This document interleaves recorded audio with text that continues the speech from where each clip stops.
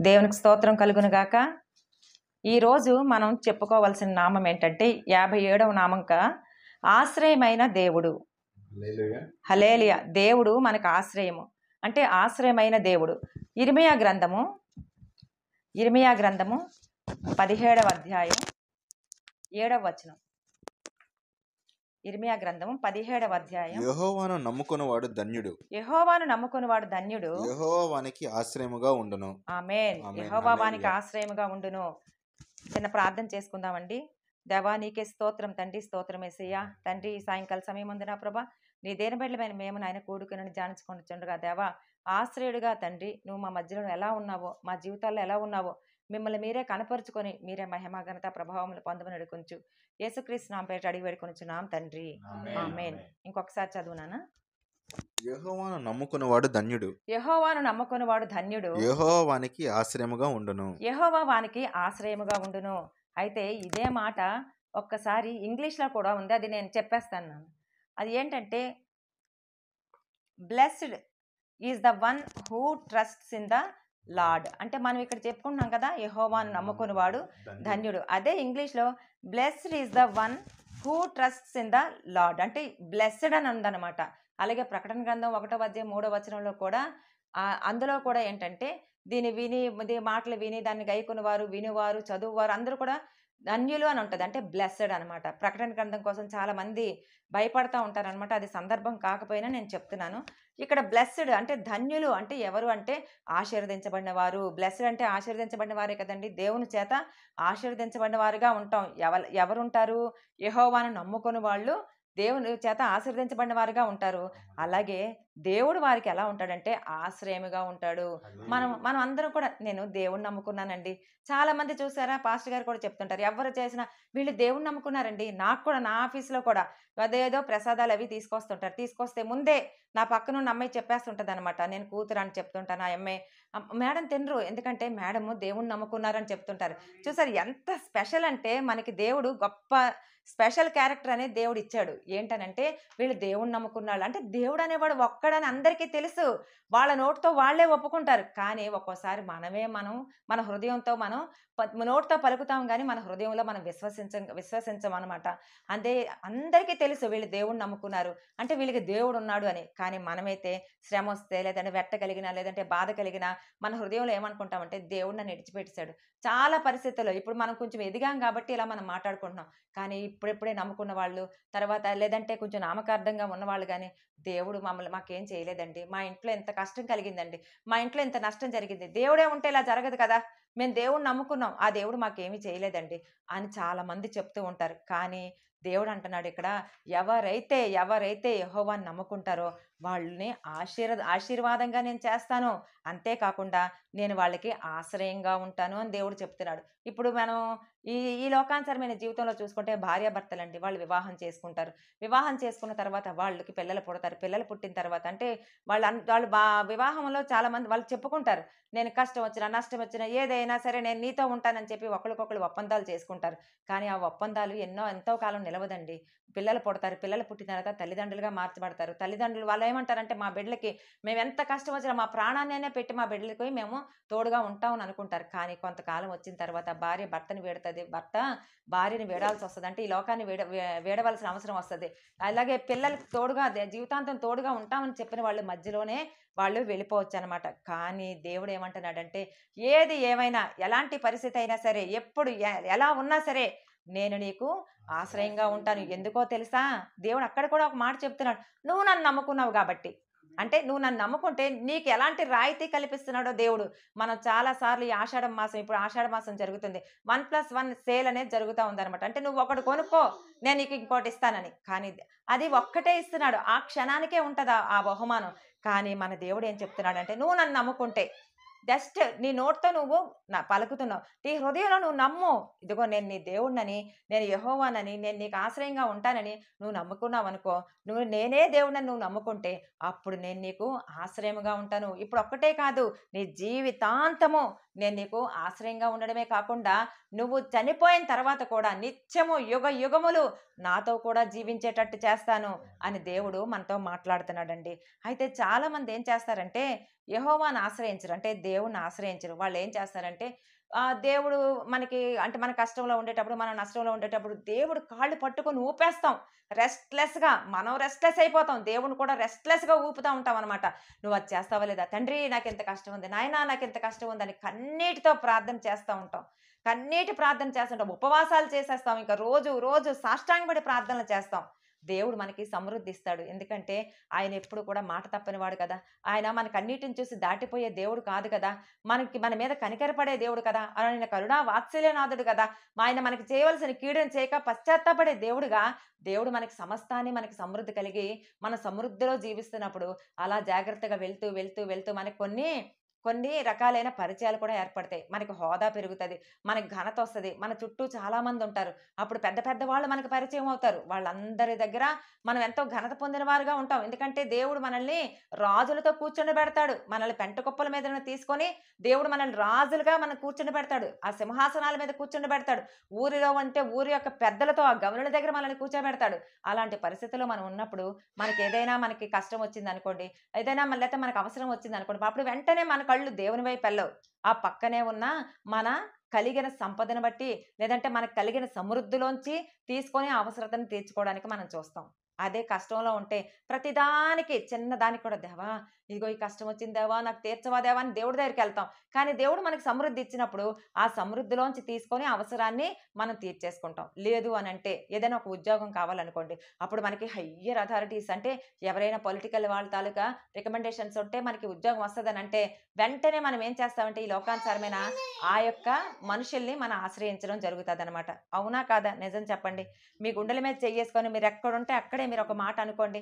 మన పొలిటీషియన్స్ వైపే మనం చూస్తాం. అంటే మనకి ఆ లెటర్ ఇస్తారో, ఎవరైతే ఇవ్వగలరో అంటే వాళ్ళు ఇవ్వగలరు అని మనం అనుకుంటున్నాం గానీ, ఆ ఇచ్చే సామర్థ్యాన్ని, ఆ మనుషులకి ఆ లెటర్ ఇచ్చేటట్టుగా చేసే దేవుడిని, అటువంటి మనసును కలిగించే దేవుడిని మాత్రం మనం దూరంగా పెడుతున్నామండి. దేవుడిని మనం ఆశ్రయించలేకపోతున్నామండి. అలాగే చాలామంది ఏం చేస్తారంటే వాళ్ళ తాలూకా వాళ్ళ బలం మీద ఆధారపడతారు. నా బలంతో ఇది చేసేయాలనుకుంటారు. కానీ దేవుడంటున్నాడు, అలా నీ బలం మీద గాని, నీ సమృద్ధి మీద గాని ఆధారపడితే నువ్వేమైపోతావంటే ఇప్పుడు చూడండి ఒకసారి ఇర్మియా గ్రంథము 17 5వ వచనం ఒకసారి చదవండి. యెహోవా ఇలాగు సెలవిచ్చుచున్నాడు. హ్మ్. నరులను ఆశ్రయించి హ్మ్. శరీరులను తనకు ఆధారముగా చేసుకొనుచు హ్మ్. తన హృదయమును యెహోవా మీద నుండి తొలగించుకొనువాడు హ్మ్. శాపగ్రస్తుడు. శాపగ్రస్తుడు.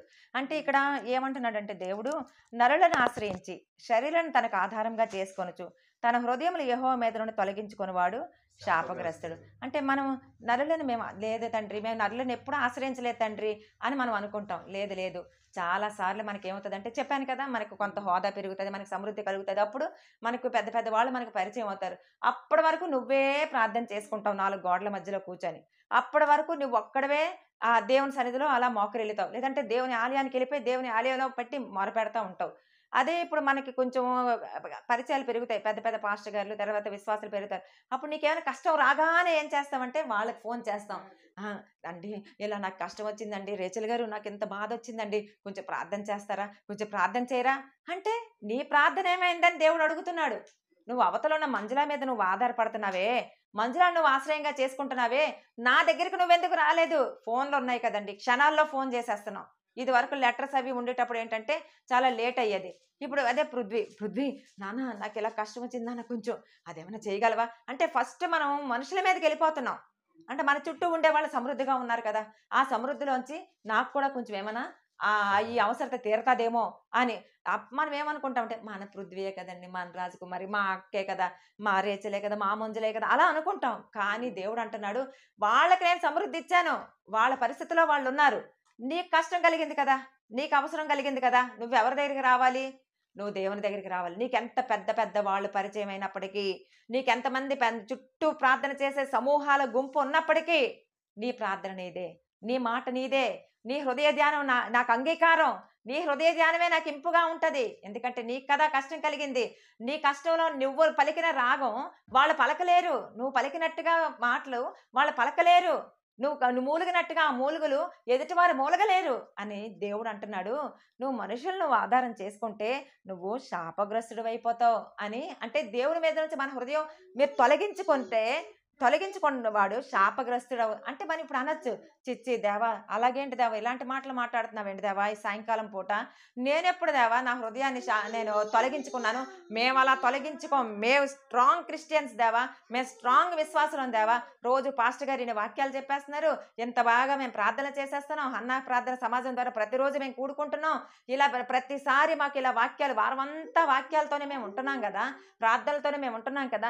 మేమెప్పుడు నీ మీద హృదయం తొలగించుకున్నాం దేవా అని అంటే, దేవుడు చెప్తున్నాడు మీరు తొలగించుకోవడం అని అంటే, దేవుడు అంటున్నాడు మిమ్మల్ని నేను శాపగ్రస్తులుగా చేయటం లేదని, అంటే నేను మిమ్మల్ని శాపగ్రస్తులుగా చేయటం లేదు అని అంటున్నాడు. మీకు మీరే మీ హృదయాన్ని ఆటోమేటిక్గా తొలగించుకుంటారు. మనమైతే మనం దేవుల్లోనే ఉన్నాం అనుకుంటారు. ఇప్పుడు గేజర్ ఉందండి. గేజర్ దగ్గర వేడి నీళ్ళు ఒకవైపు పైపులోంచి వస్తాయి, ఇంకో దాంట్లోంచి చల్లనీళ్ళు వస్తాయి. అంటే ఒకే పైపులో వేడి నీళ్ళు వస్తాయి, ఒకే పైపులో చల్లనీళ్ళు కూడా వస్తాయి. కానీ తిప్పే అది ఉంటుంది చూసారా, దాన్ని ఏదో అంటారు, ఆ మధ్యలో ఒక నాబ్ ఉంటుంది. ఆ నాబుని మనం లెఫ్ట్కి తిప్పితే అందులోంచి వేడి నీళ్ళు వస్తాయి, రైట్కి తిప్పితే చల్లనీళ్ళు వస్తాయి. అంతేగాని చల్లనీళ్ళు వేడి నీళ్ళు కలిపి ఒకేసారి అందులోంచి రావు. నీకు వేడి నీళ్ళు కావాలంటే నువ్వు చల్లనీళ్ళు ఆగిపోతాయి, నీకు చల్లనీళ్ళు కావాలంటే వేడి నీళ్ళు ఆగిపోతాయి. అలాగా నువ్వు నరులను ఎప్పుడైతే ఆశ్రయించావో, నువ్వు అవతల వాళ్ళని ఎప్పుడైతే అడిగావో, నువ్వేదైతే వాళ్ళ దగ్గర నువ్వు సహాయాన్ని కోరుకున్నావో, అప్పుడు దేవుడు ఏమంటున్నాడంటే ఆటోమేటిక్గా నీ హృదయం దేవుని మీద నుంచి తొలగిపోయి మనుషుల మీదకి వెళ్ళిపోతుంది అని దేవుడు మాట్లాడుతున్నాడు. ఈ మాట అర్థమైంది కదండి? అంటే ఆటోమేటిక్గా ఇదంతా కూడా ఆటోమేటిక్. మన జీవితంలోనే, మన దైనందిన ఆ జీవితాల్లోనే చాలా ఆటోమేటిక్ సిస్టమ్స్ ఉంటే, దేవుడి దగ్గర కూడా మన హృదయం కూడా ఆటోమేటిక్గా నువ్వు నరుడే ఎప్పుడైతే నువ్వు వాళ్ళని అవసరం నువ్వు అడిగావో, దేవుని దగ్గర నీ హృదయం ఖచ్చితంగా తప్పిపోతుందని దేవుడు మాట్లాడుతున్నాడు. అప్పుడు మనం ఏమవుతామంటే శాపగ్రస్తులం అవుతాము అని అంటున్నాడు. అయితే దేవుడు అంటున్నాడు, నువ్వు శాపగ్రస్తుడు అదేంటి ప్రభా, నువ్వు అంత కనికర సంపన్నుడు కదా ప్రభా, నువ్వు కరుణా వాత్సల్య నాథుడు కదా ప్రభా, నువ్వు క్షమించడానికి సిద్ధమైన మనసు కలిగిన దేవుడు కదా ప్రభా, మేమెందుకు శాపగ్రస్తులుగా అయిపోతున్నాం తండ్రి మమ్మల్ని కనికరించి తండ్రి అని నువ్వు అంటే, దేవుడు అంటున్నాడు, లేదు నా బిడ్డ, నేను నిన్ను శాపగ్రస్తుడివి అని నేను ఇప్పుడు నిన్ను శపించట్లేదు. నువ్వు శాపగ్రస్తుడు అయిపోదువు గాక అని దేవుడు అంటం లేదు అంటున్నాడు. ఆల్రెడీ ఆనాడు మోషేకి నేను ధర్మశాస్త్ర గ్రంథాన్ని నేను రాయించాను కదా, ఆ ధర్మశాస్త్ర గ్రంథం ఇచ్చాను కదా, అందులోనే నీ కొరకు 613 ఆజ్ఞలు వ్రాయబడి ఉన్నాయి. నువ్వు కుడికి గాని ఎడమకి గాని అందులోంచి నువ్వు తొలగకూడదని నేను చెప్పాను. ఆ 2 ఆజ్ఞలు అవన్నీ కూడా 2 ఆజ్ఞల్లో ఇందులోకి తీసుకొచ్చినా సరే, వాటన్నిటిలో కూడా ఏమున్నాయి? 613 ఆజ్ఞలు ఇమిడి ఉన్నాయని దేవుడు చెప్తున్నాడు. నువ్వు ఏ ఆజ్ఞను మీరినా సరే నువ్వేమైపోతావు? ఆటోమేటిక్గా నువ్వు శాపగ్రస్తుడు అయిపోతావు. అంతే కదండి. ఇప్పుడు మొన్న ఎలక్షన్ జరిగిందండి. ఎలక్షన్లో ఆ ఎలక్షన్ కోడ్ అంటే నిబంధనలు ఉల్లంఘించి మీరేమీ చేయకూడదు, మీరు గవర్నమెంట్ ఎంప్లాయీస్ అని కొన్ని కండిషన్స్ పెట్టారండి. కొన్ని చట్టాలు తీసుకొచ్చారు. అందులో ఎవరు అలా పనిచేసినా వాళ్ళకి ఎంతో పనిష్మెంట్ కలిగింది. కొంతమందిని తీసేశారు, కొంతమందికి పనిష్మెంట్ ఇచ్చారు. అలాగా మనం ఒక చట్టం, ఇప్పుడు మనకి కర్ఫ్యూ విధించారనుకోండి, కర్ఫ్యూ విధించినప్పుడు ఒక్కళ్ళే వెళ్ళాలి, లేదంటే ఆ ఏరియాలోకి వెళ్ళకూడదు, లేదంటే గుంపుగా సమూహాలుగా మీరు ఉండకూడదు అంటే, లేదు మేము అందరం 10 మంది కలిపి మేము ప్రార్థనకి వెళ్తున్నాం అనుకోండి, పోలీసులు ఊరుకుంటారా? ఊరుకోరు కదా. అలాగే దేవుడు ఏం చెప్తున్నాడంటే, దేవుడు ఒక చట్టాన్ని చేశాడు, అప్పుడే చేశాడు. మీరు ఇలా ఉండాలి, మీరు అలా ఉండాలంటే మనం ఒప్పుకొనేనండి మనం బాప్తీసం తీసుకున్నాము, మనం ఒప్పుకొనేనండి దేవుని దగ్గరికి వచ్చాము. తండ్రి నువ్వెంత కనికర సంపన్నుడు, ఇదిగో నీ ఆజ్ఞలు నేను పాటిస్తాను తండ్రి, నీ మాట నేను వింటాను తండ్రి అని చెప్పి మనం దేవుడి దగ్గరికి వచ్చామండి. ఈరోజు నువ్వు నన్ను కాకుండా నువ్వు నా గదిలోకి వెళ్ళి నీ తలుపేసుకొని దేవుడికి నువ్వు మాట్లాడకుండా నువ్వు 10 మందితో నువ్వు మాట్లాడిపిస్తున్నావే, 10 మంది స్వరాలు వినేటట్టు చేస్తున్నావు, నీ స్వరం ఎక్కడా అని దేవుడు అడుగుతున్నాడు. అంటే నీ హృదయం ఆ 10 మంది మీదకి వెళ్ళిపోయింది కదా, నా మీదకి లేదు కదా. అంతెందుకండి, నిన్న గృహప్రవేశం అండి. ఎవరిదంటే మా ఆడపడుచు వాళ్ళ కూతురికి కాబోయే భర్తకి వాళ్ళది గృహప్రవేశం. అది నిన్న అసలు అన్నీ ఖచ్చితంగా వెళ్ళాలి. ఆయన ఏమన్నాడంటే, ముందు రోజు రాత్రి ఫోన్ చేసి నువ్వు రేపు ఖచ్చితంగా రావాలంటే, లేదు నాకు ఇలా ప్రార్థన ఉంది అని అంటే, వాళ్ళు అన్నారు ఎలాగైనా నువ్వు రావాలి అని అంటే, అదేంటి ముందు రోజు చెప్తే ఎలాగా అని అన్నారు. అప్పుడు వాళ్ళ చెల్లికి ఫోన్ చేసి, ఏమ్మాయి నీకు తెలుసు కదా, నువ్వైనా నాకు చెప్పాలి కదా, అప్పుడు మేము ప్లాన్ చేసుకుంటాం కదా అని అంటే, అలా కాదనియా అంటే నువ్వు అంత దూరం నుంచి రాలేవేమనంటే, అంతేలే నన్ను తప్పించేశారు అని అన్నారు. అంటే చూసారా, అంటే ఒక మాట చెప్పకపోతేనే నన్ను తప్పించేశారు అని పాస్టర్ గారు ఒక మాట అన్నారు అని అంటే, అంటే నువ్వు ఇంటిమేట్ చేయలేదంటే నన్ను తప్పించినట్టే కదా అని ఒక మాట అన్నారంటే, మరి దేవుడికి నువ్వు సమాధానం చెప్పపోతే, దేవుడికి నువ్వు ఇంటిమేషన్ ఇవ్వకపోతే, ఆయన నువ్వు అంటే దేవుడు పక్కనుండగా, నీ దగ్గరే ఉండగా, నువ్వు పక్కనున్న పృథ్వీకి నువ్వు మాట చెప్పావంటే, నువ్వు దేవుడిని తప్పించుకున్నట్టే కదా! నీ మనసులోంచి నువ్వు తోసేసుకున్నట్టే కదా! అందుకనే దేవుడు అంటున్నాడు, ఆటోమేటిక్‌గా నీ హృదయం ఎలాగైతే నా దగ్గర నుంచి నువ్వు మళ్ళుకున్నావో, ఆటోమేటిక్‌గా అదే స్థానంలో నీకేమొచ్చేస్తది? శాపం అనేది వచ్చేస్తదని దేవుడు మనతో మాట్లాడుతున్నాడనమాట. మనం శాపగ్రస్తులం అయిపోవడానికి ఏవేవో పనులు చేసే అవసరం లేదండి. ఏవేవో పాపాలు చేయనవసరం లేదు. ఏవేవో తప్పులు చేయనవసరం లేదు. ఏవేవో మాటలు మాట్లాడనవసరం లేదు. ఇదొక్కటి చాలు అని దేవుడు చెప్తున్నాడు. అందుకే మనకి ధనవంతుడు, పేద లాజరు అనే ఉపమానంతో దేవుడు మనకు కొన్ని విషయాలు తెలియజేశాడండి. ఒకసారి అది చూసుకుందామా? లోకాసు వార్త 12వ అధ్యాయం 19 వచనం 20 వచనం. నా ప్రాణముతో ప్రాణమా, సంవత్సరములకు విస్తారమైన ఆస్తి నీకు సమకూర్చబడి ఉన్నది. సుఖించుము, తినుము, త్రాగుము, సంతోషించుమని చెప్పుకొందును అనుకొనెను. అయితే దేవుడు, వెర్రివాడా, ఈ రాత్రి నీ ప్రాణం నడుగుచున్నారు. నీవు సిద్ధపరిచినవి ఎవనివగు అని అతనితో చెప్పాను. చాలా ఇక్కడ ధనవంతుడు ఏం చెప్తున్నాడంటే, బాగా పంటలు పండిపోయాయండి. అంటే దేవుడు ఎంత సమృద్ధి ఇచ్చాడో ఆ ధనవంతుడికి. ఆ బేదలాజరు ఎక్కడుండేవాడు మీకు అందరికీ తెలుసు కదా, ఈ స్టోరీ అంతా తెలుసు. బేదలాజరు వచ్చి ఆయన కుక్క పిల్లలు తినే రొట్టె, అంటే ఆయన తినగా ఆ రొట్టె ముక్కలు కింద పడిపోతే కుక్క పిల్లలు తింటున్న ఆ రొట్టె ముక్కలను తిని ఆయన బతుకుతా ఉండేవాడు అనమాట. కురుపులతో ఆ లాజరు ధనవంతుడు ఎదురుగానే ఉన్నాడు. ఆయనకి ఎంతో సమృద్ధి ఉంది. అయినా సరే లాజరు ఆ ఎదురుగా ఉండడం చూసి కూడా పెద్దేం పట్టించుకోలేదు. అయినా సరే దేవుడు ఏం చేస్తున్నాడంటే ధనవంతుడికి సర్వ సంపదలు ఇచ్చాడండి. ఆ సర్వ సంపదల్లో ఆ సంవత్సరం విపరీతంగా పండిపోయినాయి. పండినప్పుడు ఆ సంపద, ఆ కలిమి చూసి ధనవంతుడు అంటున్నాడు, నా ప్రాణమా తినుము, తాగుము, సంతోషించి అంటున్నాడు అని. తర్వాత వచనంలో, ఈ రాత్రి నీ ప్రాణం అడుగుచున్నారు, నీవు సిద్ధపరిచినవి ఎవనివగు అని అతనితో అక్కడ చెప్పాను. నువ్వు ఒక మాట ముందు మిస్ అయిపోయావు. అందుకు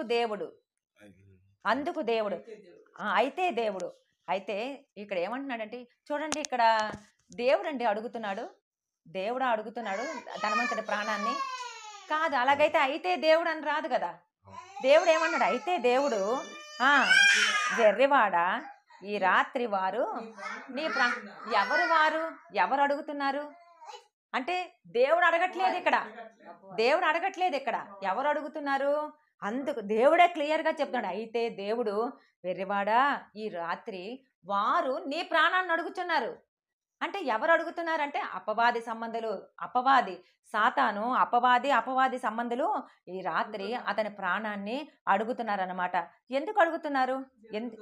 అది దేవుడు చెప్పకుండా దేవదూతలు అయితే అడగరు కదా. దేవుని మాట అసలు వాళ్ళు వింటారు కాబట్టి దేవదూతలు అయితే అడగట్లేదు. అపవాది అడుగుతున్నాడని ఇక్కడ క్లియర్గా కూడా మనకి తెలుస్తుంది అనమాట. ఎందుకు అడుగుతున్నారంటే, మనకి 1200 పైన మనకి వాగ్దానాలు ఉన్నాయి. ఆ వాగ్దానాలన్నీ మనం పొందుకోకపోయినా ఏమి పట్టించుకోడండి అపవాది. కానీ మనకున్న 613 ఆ ఆజ్ఞలు మాత్రం మనం ఏమైనా చేయలేదనుకోండి, అంతెందుకండి. ఇప్పుడు మనం బొట్టు పెట్టుకొని మన వాళ్ళు ఎవరైనా వెళ్ళారు, క్రిస్టియన్స్ కదా మీరు క్రిస్టియన్స్ కదా అని అంటారు. చర్చికి వెళ్ళలేదు అనుకోండి, ఆ రోజు ఏదో ఫంక్షన్లో కలిసాం, మీరు క్రిస్టియన్స్ కదా, చర్చికి వెళ్ళలేదు, ఈరోజు పెళ్ళుందని ఇటు వచ్చేసారా అంటే గుండె కలుక్కోమంటది. అంటే మనల్ని ఎంతగా అబ్జర్వ్ చేస్తారో, ప్రతి ఒక్కరూ మనల్ని చాలా గట్టిగా అబ్జర్వ్ చేస్తూ ఉంటారనమాట. అలాగే అపవాది కూడా, ఎందుకంటే వాళ్ళందరూ కూడా అపవాది సంబంధాలు. అపవాది మనల్ని ఎప్పుడు పాయింట్అవుట్ చేద్దామా, మన మీద ఎప్పుడు నేరారోపణ చేద్దామా అని చూస్తూనే ఉంటాడనమాట. ఈ 613 ఆజ్ఞలు మనం అనుసరించకపోతే మాత్రం నీకు వాగ్దానాలు వచ్చాయా లేదా, నువ్వు సమృద్ధిలోకి వచ్చావా లేదా, అదంతా అతనికి అనవసరం. నువ్వు ఎదిగే కొలది అతను ఏడుస్తూనే ఉంటాడు తప్ప సంతోషించడు. కానీ ఎప్పుడైతే నువ్వు ఆజ్ఞలు పాటించలేదో అప్పుడు క్షణంలో దేవుడి దగ్గరికి వెళ్ళి ఏమంటాడంటే, ఇదిగో వాళ్ళు నీ ఆజ్ఞలు అనుసరించట్లేదు. అదే ఒకసారి చూసుకుందాం.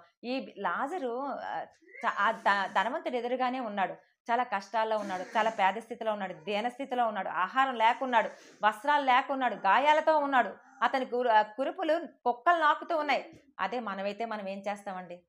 దేవుణ్ణి నమ్ముకున్న ఆ భయంతోనైనా, మనకి ప్రేమ లేదు, మనకి కనికరం లేదు, కానీ ఆ భయంతోనైనా సరే ఇమీడియట్గా వాళ్ళ దగ్గరికి వెళ్ళి, నాయనా ఈ వస్త్రాలు కప్పుకో, ఇదిగో ఈ ట్యాబ్లెట్లు వేసుకో, ఇదిగో ఇది కట్టుగుడ్డ కట్టుకో, ఇదంటే డ్రెస్సింగ్ అది చేసుకో అని మనం ఇస్తాం. కానీ ధనవంతుడు తన ఎదురుగా చూస్తూ కూడా ఆయన ధనవంతుడు కూడా మరి దేవుని బిడ్డే కదండి. అక్కడ నిన్ను వలే నీ పొరుగువారిని ప్రేమించు అనే మాట అతను విస్మరించాడు.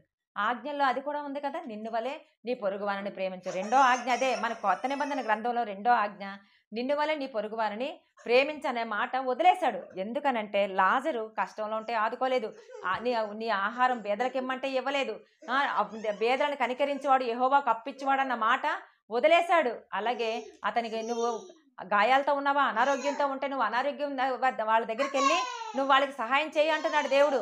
వారి కొరకు ప్రార్థన చేయమన్నాడు, అది కూడా చేయలేదు. వస్త్రం లేని వాడికి వస్త్రం ఏమంటున్నాడు, అది కూడా చేయలేదు. ఏ విషయంలోనూ కూడా లాజరుకి ఈ ధనవంతుడు సహాయం చేయలేకపోయాడండి. అందుకనే ధనవంతుడి దగ్గర లాజరు చేసిన అంటే లాజరు ఉన్నట్టుగా మనల్ని కూడా దేవుడు ఒక్కోసారి పరీక్షించడానికి లాజరు లాంటి వాళ్ళు మన చుట్టూ పెడతాడు. అంటే మనకు కనిపిస్తూ ఉంటారు, అడుక్కునే వాళ్ళు వస్తారు, లేదంటే కురుపులతో ఉన్న వాళ్ళు వస్తారు, లేదంటే వస్త్రాలు లేని వాళ్ళు వస్తారు, ఆహారం లేని వాళ్ళు వస్తారు. వచ్చినప్పుడు మనం ఏమరపాటుగా మనం వెళ్ళిపోయాం అనుకోండి, అప్పుడు అపవాది మన కోసం కూడా ధనవంతుడి కోసం వెళ్ళి చెప్పినట్లుగా మన కోసం కూడా చెప్తాడు. చూసావా, వీళ్ళు నీ బిడ్డలే కదా, నిన్ను వల్ల నీ పొరుగు వారిని ప్రేమించమని, నిన్ను ప్రేమిస్తే సరిపోద్దా, నీ మీద భయభక్తులు ఉంటే సరిపోద్దా, నువ్వు చెప్పావే నిన్ను వల్ల నీ పొరుగు వారిని ప్రేమించమని, మరి వాళ్ళకి వస్త్రాలు ఉన్నాయి, అవతల వస్త్రాలు ఉన్నాయా, వాళ్ళు బాగా తింటున్నారే, మంచిగా ఆహారం తింటున్నారే, మరి యువతల వాళ్ళకి ఆహారం ఉందో లేదో వాళ్ళు ఆలోచించారా, వాళ్ళు గాయాలతో ఉన్నారే, వాళ్ళు గాయాలు కట్టారా అని అపవాది మన కోసం కూడా నేరారోపణ చేస్తూ ఉంటాడండి. అలాగే ధనవంతుడికి కలిగిన దుస్థితి మన ముందు దేవుడు ఎందుకు పెట్టాడు అని అంటే మీకు తెలిసిందే కదా. ధనవంతుడు తర్వాత నరకానికి వెళ్ళిపోయాడు. లాజరు అబ్రహాము రొమ్మున ఆనుకొనబడ్డాడు. అక్కడికి వచ్చి, తండ్రి నాకు చొక్క నీళ్ళెమ్మంటే కూడా నీకు ఇవ్వడానికి వీలు పడదు అని అన్నాడు. కనీసం నన్ను పంపించొద్దు, నువ్వు లాజర్నైనా పంపించి నా అన్నదమ్ములకి సువార్త ప్రకటించంటే అక్కడ సువార్త ప్రకటించడానికి చాలా మంది ఉన్నారు అని దేవుడు మాట్లాడుతున్నాడు అనమాట. ఈరోజు ధనవంతుడు ప్రాణాన్ని అడిగినట్టు దుష్టుడు మన ప్రాణం అడగకుండా ఉండాలి అంటే మనం ఏం చేయాలి అని అంటే దేవుణ్ణి ఆశ్రయంగా చేసుకొని దేవుడు ఏదేదైతే మనకి చెప్పాడో అవన్నీ కూడా మనం చేసినప్పుడు ఖచ్చితంగా మనం అభివృద్ధిలోకి వస్తాము. దేవుడు మనల్ని శపించే అంటే ఆయన ఆజ్ఞల్లో ఉండే ఆ శాపగ్రస్తమైన మాట మన జీవితాల్లో కూడా వినపడకుండా ఉంటుందండి. అయితే ఇంకొక మాట చూసుకుందామండి. ఇర్మియా 17వ అధ్యాయం 8వ వచనం. అంటే ఒకవేళ మనం గనక నిజంగా దేవుణ్ణి ఆశ్రయిస్తే దేవుణ్ణి ఆశ్రయిస్తే అప్పుడు మనకి ఎలా ఉంటది అనేది ఒకసారి చూసుకుందామండి. వాడు జలముల యొద్ద నాటబడిన చెట్టు వలె నుండును, అది కాలువల వరను దాని వేర్లు తన్నును, వెట్ట కలిగినను దానికి భయపడదు, దాని ఆకు పచ్చగా నుండును, వర్షం లేని సంవత్సరమున చింతనొందదు, కాపు మానదు. హృదయము అన్నిటికంటే చాలు. ఇప్పుడు మనం అదే గనక ఇప్పటి వరకు మనం దేవుని ఆశ్రయంగా చేసుకోకపోతే మనకి ఎలా జరుగుతుంది, ఏమేమి జరుగుతుంది అని చెప్పి మనం మాట్లాడుకున్నామండి. అయితే ఇర్మియా 17వ అధ్యాయం 8వ వచనం ప్రకారం మనం దేవుని గనక ఆశ్రయంగా చేసుకుంటే మనం ఎలా ఉంటామని దేవుడు మాట్లాడుతున్నాడంటే, వాడు జలముల యొద్ద నాటబడిన చెట్టు వలె ఉంటాడు. జలముల యొద్ద నాటబడిన చెట్టు అంటే ఎవరండి? జీవ జలములైన యేసు ప్రభులో మనం నాటబడిన చెట్టులాగా మనం ఉంటాం అనమాట. దేవుడే కదండి మన జీవజలం. ఆ జీవజలంలో మనం నాటబడతాం అనమాట. నాటబడినప్పుడు అప్పుడు మనకి కష్టం కలిగింది అనుకోండి, మనకి వెట్ట కలిగినప్పుడు ఆయన తన కృపాబాహుళ్యం చొప్పున ఆయన తన రెక్కల నీడలో మనల్ని కాచి మనకి వెట్ట తగలకుండా మనల్ని చూస్తాడండి. అలాగే మన ఆకు పచ్చగా ఉండేటట్టుగా దేవుడు చూస్తాడు. ఎందుకనంటే వర్షం లేని సమయంలో చింతనొందదు. చాలా మంది ఏం చేస్తారంటే వర్షం పడలేదు అనుకోండి ఎంత చింత పడతారో, ఎందుకంటే వాళ్ళకి పంటలు పండవు, వాళ్ళ తాలూకా చెట్లు ఫలించవు, అవి పూయవు, అవి ఫలభరితంగా మార్చబడవు. కానీ మనకైతే వర్షం లేని సమయాల్లో కూడా అంటే ఒక్కోసారి మనకు కష్టం వస్తుందండి, మనకి నష్టం వస్తుందండి. అలాంటి సమయాల్లో కూడా మనం ఫలిస్తూ ఉంటాం అనమాట. అదే ఇందాక నేను చెప్పాను కదా, రేచల్ గారి కోసం చెప్తానని చెప్పి. ఎలా అంటే ఆవిడ చాలా కష్టాల్లో ఉన్నారు, నష్టాల్లో ఉన్నారు. వాళ్ళు ఒక వ్యాపారం చేసి ఒక చాలా పెద్ద నష్టం కలిగింది. ఆ నష్టంలో వాళ్ళు చాలా తల్లడిల్లిపోతూ ఉన్నారు. అయినా సరే వాళ్ళకి వర్షం లేదండి ఇప్పుడు. వాళ్ళకి కష్టం వచ్చింది, వెట్ట కలిగిందండి. అయినా సరే దేవుడు వాళ్ళకి సొంత గృహాన్నిచ్చాడు. అంటే ఒకవైపు వర్షం లేకపోయినా మనం సమృద్ధికరమైన జీవం అంటే జీవ జలముల ఊట అయిన యేసు ప్రభులో మనం నాటబడ్డాం కాబట్టి మనం పచ్చగా ఉండేటట్టు చేస్తాడు. బయట వాళ్ళందరూ కాలిపోతూ ఉన్నా మనం మాత్రం పచ్చగా ఉంటాం. బయట అంతా కూడా ఎండగా ఉన్నా మనం మాత్రం నీడలో ఉంటాం అన్నమాట. అలాగే మొన్న అంటే వాళ్ళ ఇంట్లో చాలా కరెంట్ ఎక్కువగా వచ్చి అంటే వోల్టేజ్ ఎక్కువగా వచ్చి వాళ్ళ ఫ్రిడ్జ్ కాలిపోయింది. నేను వాళ్ళ ఇంటికి వెళ్తున్నాను. 3 వారాల నుంచి వాళ్ళ ఇంటికి వెళ్తున్నాం. ఆ 2 వారాలు నేను చాలా ప్రార్థన చేశాను. అయ్యో తండ్రి, ఫ్రిడ్జ్ కూడా లేదే, ఎంత ఇబ్బంది పడుతున్నారో అని చెప్పి వాళ్ళ కోసం చాలా గట్టిగా నేను ప్రార్థన అయితే చేస్తున్నాను. మొన్న కూడా నేను అనుకుంటూ వెళ్ళాను, అయ్యో వాళ్ళ ఇంట్లో ఫ్రిడ్జ్ లేదే అని చెప్పి నేను బాధపడుతూ వెళ్ళాను అనమాట. వెళ్ళేటప్పటికి ఎదురుగా పెద్ద ఫ్రిడ్జ్ ఉందండి. అసలు నాకైతే ఎంత ఆశ్చర్యంగా అనిపించిందో. నేను కథలుగా చెప్పాను ఇంటికొచ్చి మా అక్కతో అయితే. ₹1,00,000 ఫ్రిడ్జు దేవుడు, అది నేను కూడా చూశాను. ఎందుకంటే నేను కూడా కొనుక్కోవాలని అనుకున్నాను. కానీ దేవుడు నాకంటే ముందు చూసారా, ఆ రేచల్ గారిని ప్రేమించి, ఆవిడ కష్టంలోనే ఉంది, నష్టంలోనే ఉంది, అయినా సొంత గృహాన్ని ఇచ్చాడు. ఆవిడకి వర్షం లేదు, ఆవిడ వెట్టలో ఉంది, అయినా సరే సమృద్ధి కలిగి ఉంది. ఎందుకంటే తన వేళ్ళు దేవుని యొక్క అంటే జీవ జలాల ఊటలో దేవుడు దేవుని యొక్క ఓరన తన వేళ్ళు నాటబడ్డాయన్నమాట. అందుకని అవి లోతుగా వెళ్ళి పైకెదిగి ఫలించేటట్టుగా దేవుడు వారిని సమృద్ధికరమైన జీవనంలోకి నడిపిస్తూ ఉన్నాడు. ఆ పెద్ద ఫ్రిడ్జ్‌ని చూసి నేను ఎంత సంతోషపడ్డానో. ఆ రోజు వాళ్ళ ఇంట్లో ప్రార్థన అవుతుంది కానీ నేను మాట్లాడితే ఆ ఫ్రిడ్జ్ వైపే చూస్తున్నాను. దేవా నువ్వెంత గొప్పోడివి దేవా, ఫ్రిడ్జ్ లేదు, ఫ్రిడ్జ్ కాలిపోయిందంటే ఒక కీడ చాటున గొప్ప మేలు దాచి ఉంచే దేవుడు అనమాట మన దేవుడు. అందుని బట్టి దేవునికి స్తోత్రం చెల్లిద్దామా? హల్లెలూయా. చూసారు కదండి, మన దేవుణ్ణి ఆశ్రయంగా చేసుకుంటే మనకి దేవుడు ఆయన ఆశ్రయంగా ఉండి సకల సమృద్ధిని మనకి దయచేస్తాడు. మన ప్రార్థన వింటాను, నువ్వు నాతో మాట్లాడు, నీ స్వరం నాకు వినబడాలి, నువ్వు నాకు కనబడాలి అని దేవుడు మనల్ని కోరుతున్నాడండి. ఎందుకంటే మంజులా ప్రత్యేకత, మంజులాదే దేవుని దగ్గర. ఊరోళ్ళందరికీ కూడా, బయట వాళ్ళందరికీ కూడా పాస్టమ్మ, మంజుల అంటే పాస్టమ్మ ఉద్యోగం చేసిన అలా కనిపించవచ్చు. కానీ దేవుడి దగ్గర మాత్రం రేచల్ ఎంతో, పుష్పాంజలి ఎంతో, మంజుల కూడా అంతే. రాజకుమారి గారు ఎంతో, విజయ్ కుమార్ గారు ఎంతో, బేబీ గారు ఎంతో, మంజుల కూడా అంతే. అందరూ దేవుడి దగ్గర సమానమే. అందుకే దేవుడు అంటున్నాడు, మనం అంటే మా పిల్లలు ఇద్దరూ వచ్చి, అమ్మ నువ్వు నన్ను ఎక్కువ ప్రేమిస్తున్నావు, చెల్లిని ఎక్కువ ప్రేమిస్తున్నావు అని పెద్ద పాప అడుగుతుంది. నా చిన్న కూతురు అంటది, అమ్మ నువ్వు నన్నే కదా ఎక్కువ ప్రేమిస్తున్నావు, నువ్వు అక్కన ప్రేమించట్లేదు కదా అని ఆవిడ అంటది. అప్పుడు నేనంటాను, అమ్మ 2 కళ్ళు అమ్మ, 2 కంట్లో ఏది బాగలేదని నేను చెప్తే నా 2 కళ్ళతో కూడా నేను చూడాలి కదమ్మా, ఒక కన్నుతో నేను చూడలేను కదా అని వాళ్ళతో చెప్తాను. అయినా వాళ్ళకి సాటిస్ఫాక్షన్ ఉండదు. కానీ దేవుడు అంటున్నాడు, మీరందరూ కూడా అంటే మా పిల్లలైతే అలాగ అడుగుతున్నారు, మనమైతే అలాగ అడగం. ఎందుకంటే మనందరినీ కూడా దేవుడు అందరి సమానంగా ప్రేమిస్తున్నాడు అనమాట. నువ్వు పాస్టమ్మని, నువ్వు మామూలు వ్యక్తివని, నువ్వు ఉద్యోగం చేయట్లేదు, నువ్వు ఇంట్లో పనులు చేసుకుంటున్నావని అలాగెప్పుడు దేవుడు చూడడు. ప్రతి ఒక్కరు కూడా దేవునికి సమానమే. అందుకనే దేవుడు అంటున్నాడు, నీ స్వరము నాకు మధురము, నీ స్వరము నాకు మృదు మధురము అని దేవుడు మనతో చెప్తున్నాడు. ఆ మధురమైన మన స్వరాన్ని దేవుడి దగ్గర వినిపింపజేయాలని, దేవుడు మనకు ఆశ్రయంగా చేసుకోవాలని చెప్పి దేవుడు ఎంతో కోరుతున్నాడండి. అందుని బట్టి దేవునికి స్తుతులు చెల్లిద్దామండి. మనం కూడా దేవుని ఆశ్రయంగా చేసుకొని ఇప్పటి వరకు ఇంకెవరినైనా మనం ఆశ్రయంగా చేసుకున్నామేమో ఆటోమేటిక్గా శాపం మన జీవితాల్లోకి వచ్చేస్తుందని దేవుడు మనల్ని హెచ్చరిస్తూ ఈ మాటలు మనకి తెలియజేసినందుకు దేవునికి స్తుతులు స్తోత్రాలు చెల్లించుకుంటూ ఈ వాక్యాన్ని నేను ముగిస్తున్నానండి. హల్లెలూయా, హల్లెలూయా, హల్లెలూయా.